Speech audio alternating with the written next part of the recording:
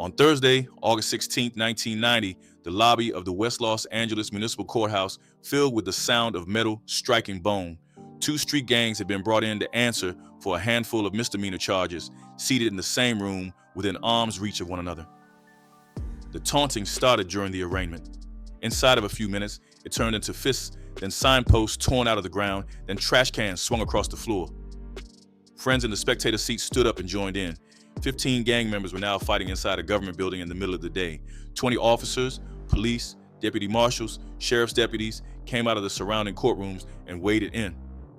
One deputy marshal, Frank Gutierrez, grabbed two of them and went through a plate glass window, landing on the patio outside. 10 men were arrested for fighting in a public place. Every one of them was between 18 and 22 years old, and they already knew each other. They wore distinctive shoes, pants, and shirts that mocked which set they ran with, and they recognized one another on sight from past altercations. A sergeant on the scene laid it out without softening it. These people, when they see each other, they are going to fight. They don't care where they are or who's watching. The detective from the city's gang unit said the two groups had been at war with each other for years. Both sides wore blue, both called themselves Crips. One was the Playboy Gangster Crips out of West Los Angeles. The other was the Venice Shoreline Crips from the coast a few miles down the road. The story did not begin in that courthouse. It started more than a decade earlier in two neighborhoods that had almost nothing to do with each other, built by the same kind of families who came to the west side reaching for something steadier than what they had left behind. Through the 1960s and 1970s, working-class black families left Watts, Compton, and South Central and moved into the western edge of Los Angeles. They were chasing better housing and a little distance from the parts of the city that had already been written off. They landed in pockets the rest of the west side had not figured out what to do with yet, and in those pockets, the children grouped up. Down by the coast, that grouping had a long backstory. Venice was built starting around 1905 by a developer named Abbott Kinney, who came from Venice, Italy, and wanted to recreate that city on the California sand. By 1926, it was its own municipality, and it was segregated. Black residents were allowed to live in only certain sections, and the main one was a neighborhood called Oakwood, a small black enclave surrounded on every side by wealthier coastal blocks. The earliest names that came out of Oakwood were the Venice Boys and a crew people called Ghost Town. By 1972, those names had hardened into something with a flag. The Venice Shoreline Crips took their identity from the city itself and from the water, Venice, and the shoreline. They claimed Oakwood Park, they ran the blocks on 7th, 6th, and 5th Avenue, and they wore St. Louis Cardinals gear to rep the set. Court and news records would later place them where everyone in Venice already knew they were. A Crip set rooted in the Oakwood section of Venice, who became prominent through the 1980s and 1990s crack era. Oakwood worked like an island. It was the one section of Venice where black families had been allowed to put down roots, a few square blocks of black Los Angeles, ringed by sand, money, and the ocean. Through the gang wars of the 1990s, the neighborhood emptied out after dark, and residents talked about it the way people talk about a place that is turned on them. You were scared to walk down the streets. You can walk nowhere without looking back, thinking someone was going to come down. The Shoreline did not fight only one enemy. Their oldest rivalry ran against the Rollins 60s, and over the years, the list grew to include the Graveyard Crips, the Playboy Gangster Crips, blood sets like the Rollins 20s, and the Latino gangs pressing in on every border, Venice 13, Santa Monica 13, and Culver City 13. They leaned on allied Crip sets like the Schoolyard Crips and the Rollins 30s. On their own pavement, they called out 700, 600, and 500 for 7th, 6th, and 5th Avenue, and they answered to nobody outside Oakwood. Their bloodiest local wars ran against the Latino gangs they shared the west side with. Venice 13 became their daily rival, the two sets fighting over the same turf and the same drug trade.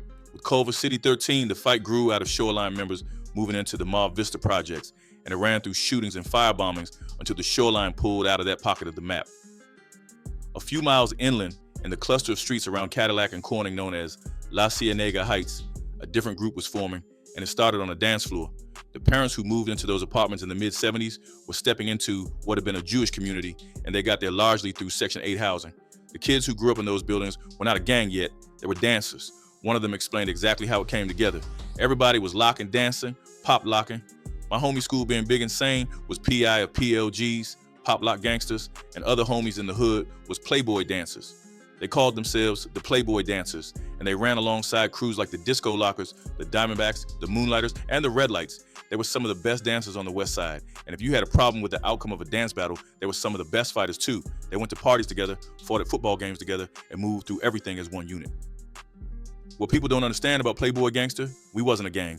We was a family. We grew up together. We fought at football games, fought at the movies. So when it popped off, it popped off. Then 1979 came and the family picked up a name it could not put back down.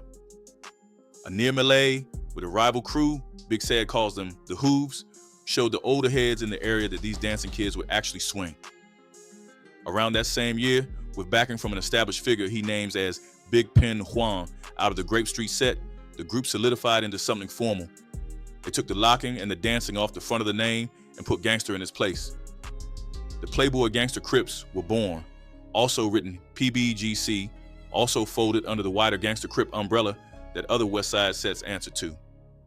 Their turf ran around Pico Boulevard between La Cienega and the blocks pressing west toward Money. Reporting on the gang traces its formation to the late 1970s, when rival breakdancing crews merged and adopted the Playboy identity around 1979, then turned Corning Street and the surrounding blocks into a crack market. They were a West Side Crip set with a growing list of rivals, the Venice Shoreline Crips among them. The Heights sit 15 minutes from the beach, 20 from Hollywood, and directly across the street from Beverly Hills and Brentwood, the poorest blocks in West Los Angeles, touching some of the richest land in the country. The Playboys built an identity as easy to read on sight as the Shoreline's Cardinals gear. They wore blue and blue rags, like every Crip set, and they wrapped themselves in the Playboy magazine bunny, rabbits stitched into shirts, inked across arms, tattooed on faces until the symbol said the set's name without a word. They put on members of other races as long as the recruit was willing to move the way the set moved, and they ran deep in the pimp game alongside the dope. By the mid-1980s, the set carried a reputation as one of the most feared on the West Side, known for home invasions and robberies as much as for the corners it held. The Heights did not look like the rest of Black Los Angeles. Families had migrated off the east side into apartment blocks wedged between alleys, and the men who grew up there described the layout as a cage. Go to South Central, them dudes living in houses. Come over here, we got apartments and alleys. We caged up like we're in the penitentiary. This ain't no gimmick, this was treacherous over here. The apartments funneled everyone into the same alleys and stairwells, the same handful of streets. Corning, Garth, Sherborne. A kid raised in the Heights could choose to stay out of it. If he played ball and kept his head down, the set respected that. If he stood out on the block with them, he got put on, and the choice closed behind him. The set had its own founding generals. Big Insane anchored the early Playboys, and OG, the young homies, measured themselves against, alongside men the set still names with him, Eric Jones, called Big Spider, and Jesse James, and the older homie Mike Hector, who fronted the work down to the teenagers on Corning. The discipline ran from them on down.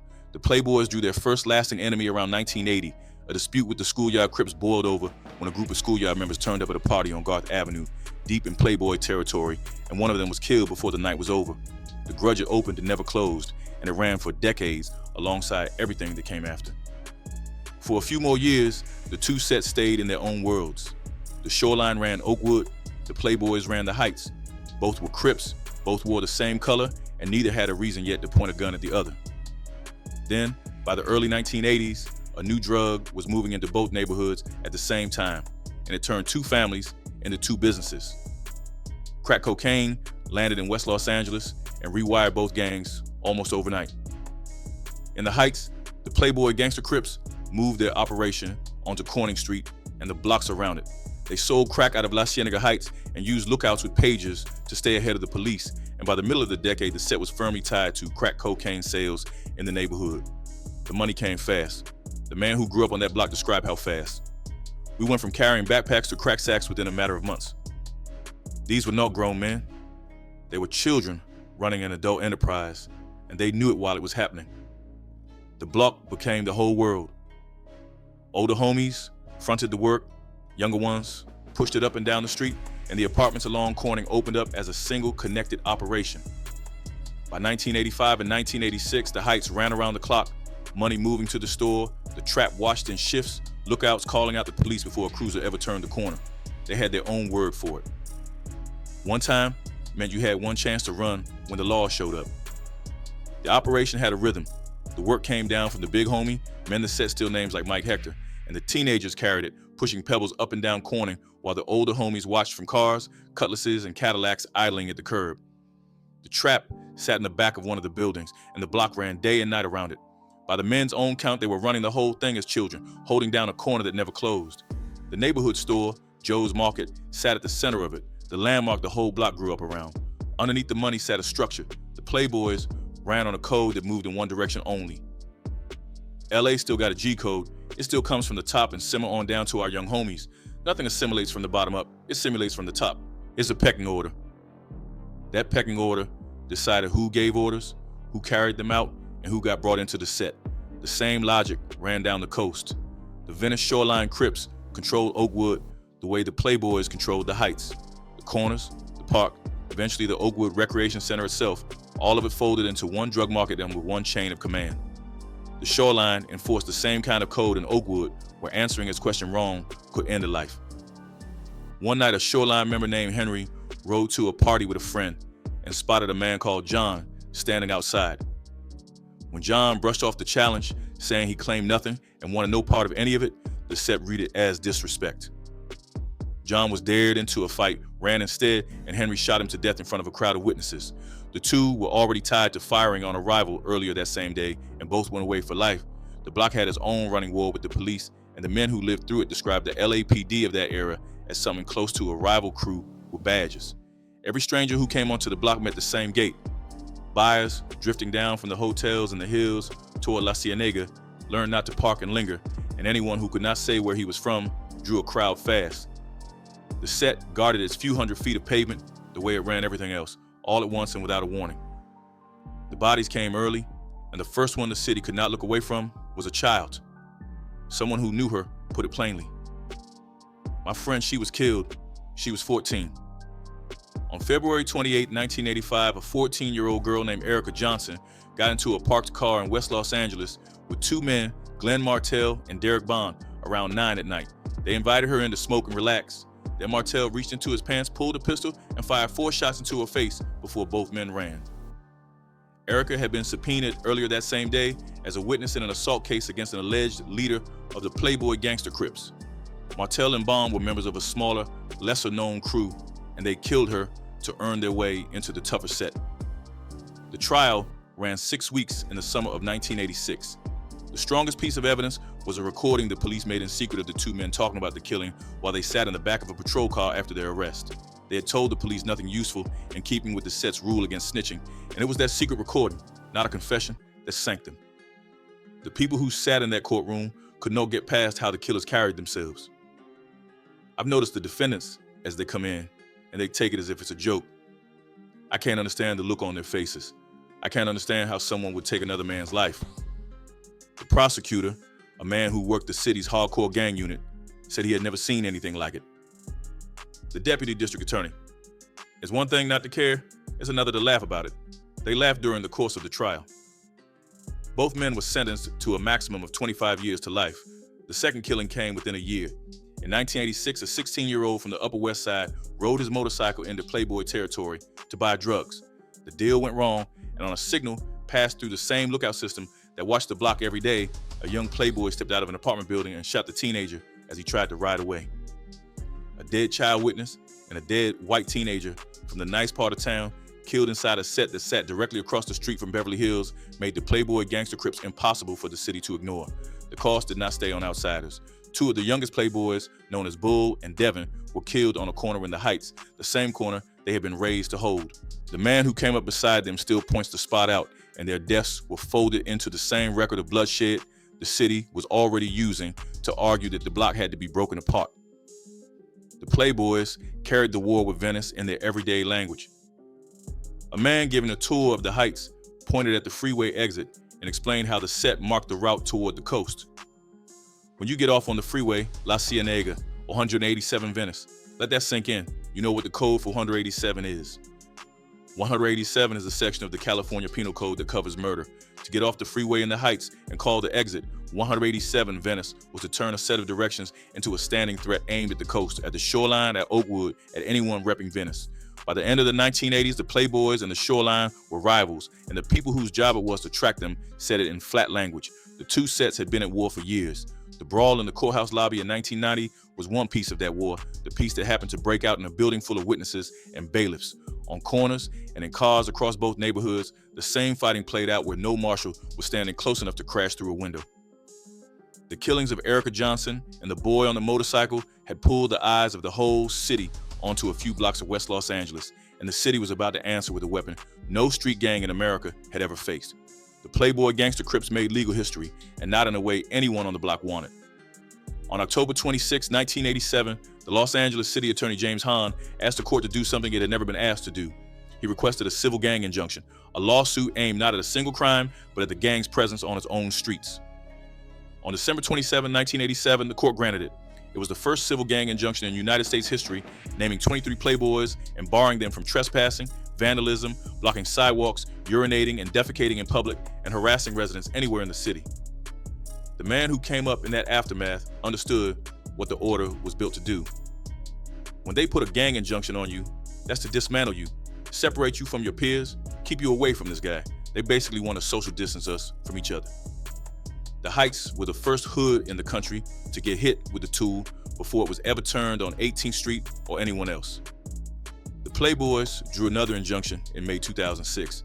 The men on the block traced the enhancements that came with it to William Bratton, the chief who brought a New York playbook to Los Angeles, and to the federal RICO statute built to break organized crime families. A gun charge or a gang tie started turning into decades behind bars. The Coast got its reckoning a decade after the Heights. Through the 1990s, the violence in Oakwood climbed, and in 1997, a string of shootings tore through the neighborhood.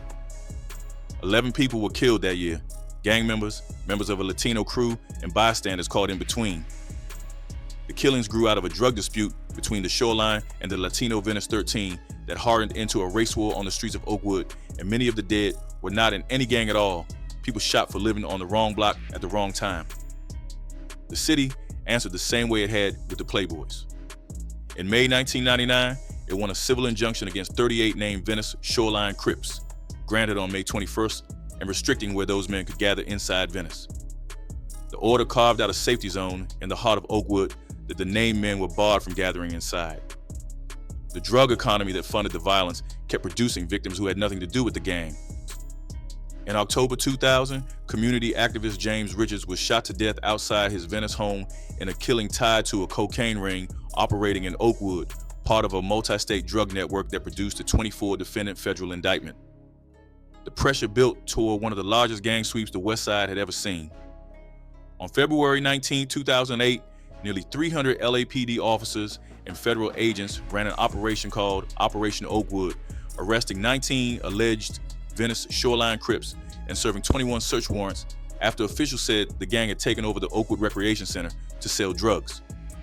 Residents were furious about the size of the raid, even as they admitted the gang had a grip on the neighborhood. The sweep cleared 21 warrants and empty corners that had run open for years. The single clearest collision between the two gangs that the public record holds began 2 weeks before a man was killed with a robbery. Late on the night of May 21st, 2012, a man and his girlfriend were walking home from a liquor store in West Los Angeles when two men stopped them. One asked the man where he was from, pulled a handgun, and announced the set, "This is Playboy Gangster Crips," and then both men beat him until he lost consciousness and took his phone, his money, his keys, and a knife.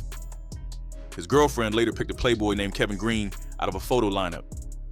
The stolen phone turned up in the apartment Green shared with his own girlfriend, and the ankle monitor Green was wearing placed him at the scene. 2 weeks after that, on June 4, 2012, Green and a fellow Playboy named Hopeton Parsley set out for Venice. Green dropped his girlfriend at her apartment and left in the white Lexus the two of them shared, with Parsley and two associates, Nichols, Sharon, and Kershawn Washington, riding along. A witness later testified the group had gone to Venice to confront and attack rival gang members. Green parked the Lexus near the home of a young man named Oscar Duncan and waited. Duncan was a youth pastor who lived on the block.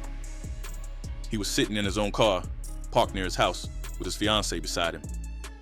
As she stepped out and walked toward the front door, someone in the Lexus called out to her. Then, Duncan got out of his car and started toward the house. Parsley leaned out and yelled, "Shoreline," the name of the rival gang, using it as bait to flush out anyone who would answer to it. Duncan turned, walked over to the Lexus, and told them he lived there and was not in any gang.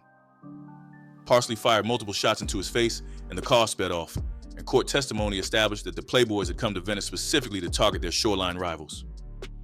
The crew was not finished that night. A short time later, on nearby Clemson Street, someone shouted, "Playboy Gangsters," and gunfire tore into an apartment building, leaving bullet holes across several units before a white sedan pulled away. A witness testified that Parsley had fought a man living in that building days earlier. Both Parsley and Green were convicted of Oscar Duncan's murder. Green was sentenced to 58 years to life. Parsley was sentenced to 90 years to life. In the months after Duncan's killing, shootings around Venice fueled talk of Shoreline retaliation, and an LA Weekly writer suggested a December 2013 alley shooting in Venice might be connected to the war between the Playboys and the Shoreline. The police never tied that shooting to the feud, and no Playboys were reported hit. The most recent confirmed eruption came from the Shoreline side. On December 12, 2020, a woman named Kaya Alicia Thomas was shot and killed on the Venice boardwalk after a dispute involving her husband and 3 men, and a shooting police described as gang-related. The gunman was a Venice Shoreline Crip named Isaiah Caldwell, who went by Six Cyrus Boy, and prosecutors said his home on Brooks Avenue was a hub for Shoreline activity. At trial, gang unit officers and the coroner's office laid out the case tying the boardwalk shooting to the set. In 2024, Caldwell was convicted of conspiracy to commit assault with a firearm, sentenced to 18 years, and shouted "Venice Shoreline" and laughed during his sentencing. 30 years after the Courthouse brawl, a Shoreline Crip stood in another courtroom and shouted the set's name at a judge. While the home turf shrank, the name traveled. Federal agents later dismantled the Playboy Gangster Crips faction in Northwest Detroit, charging 14 members, men who went by names like Shady Blue, Havoc, and Danger, with murder, armed robbery, carjacking, gun sales, and drug pushing, run out of a gas station on 7 Mile. The 2 sets that started as dance crews and a neighborhood by the water are still named in court files and still claimed in song on corners that are being paved over and sold, while the men who survived turned the story into music and documentaries, the record that outlasted the war itself.